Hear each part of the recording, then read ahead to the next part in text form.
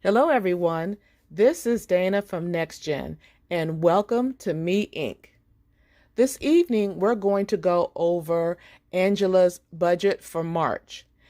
Now, if you remember, in January and February, we actually looked at each category to see the changes and how inflation had affected her budget.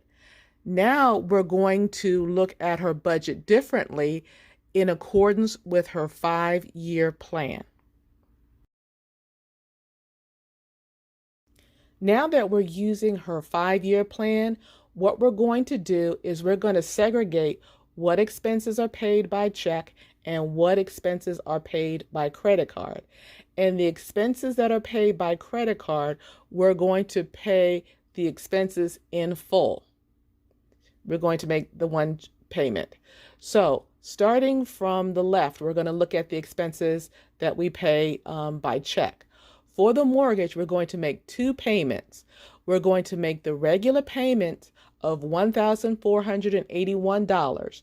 Then we're going to make a separate payment that we're going to designate as principal only. And if you don't know why we're doing that, I will put that in the link above and also in the description below. We're going to make the car payment, her student loan payment, and her utility bill went down slightly to $201. Now that may be because it was a shorter month, but we take our wins where we can. And of course, her homeowners association. Now her expenses paid by credit card is $1,100.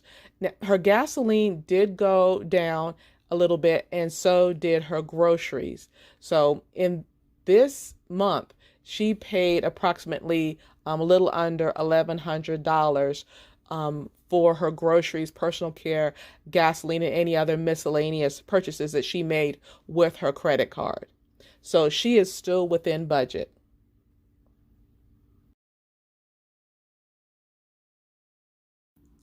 This new process for the month of March is going to be a little bit different than the subsequent months. And the reason being is because right now the line of credit balance is zero. So because the line of credit balance right now is zero, she decided, since she knows all of the expenses for the month of March is $8,705. She went ahead and made those payments on Monday.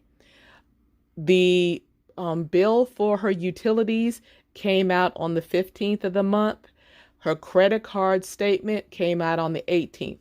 So now she knows that after the 20th of the month, 20th of each month, she is going to make payments out of her line of credit.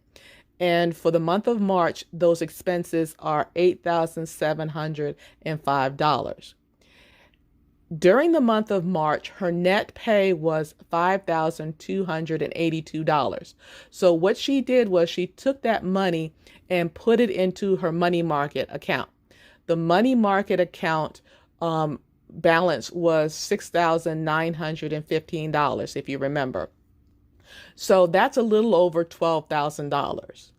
So on the first of the month, she is going to make the payment to the line of credit. So right now, the line of credit is $8,705. So what she's going to do is she's going to take money out of the money market to pay the line of credit. So that will count as a payment towards the line of credit. So then in the month of April, she's actually going to be paid 3 times. So because the line of credit is back to the balance of zero or close to it, her net pay is going to go back into the money market. So that's the cycle that you see right there. So starting on the 1st of May, she is going to receive an increase of $1,600. And the reason why she's going to be receiving that is because one of her sons, now remember, her sons are financially self-sufficient. This particular son and his wife, they were renting a condo. And a couple of months ago, they received notification that when they renewed their lease, their rent would go up substantially. And of course, that was outside of their budget. So they sat down with Angela. Now remember, Angela sat down with her sons and was telling them about the plan that she had. So her son and his wife sat down with Angela and they made an agreement that they would pay her $1,600 a month. And I'll talk a little bit about that later.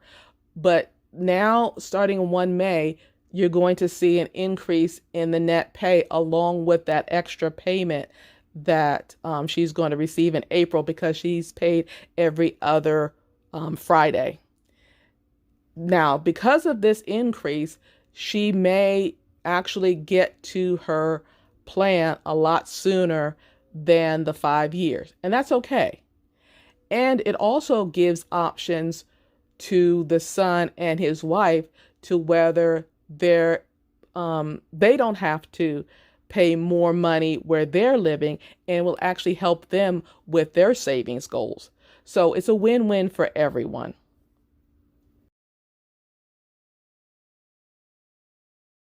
I hope this information was helpful to you.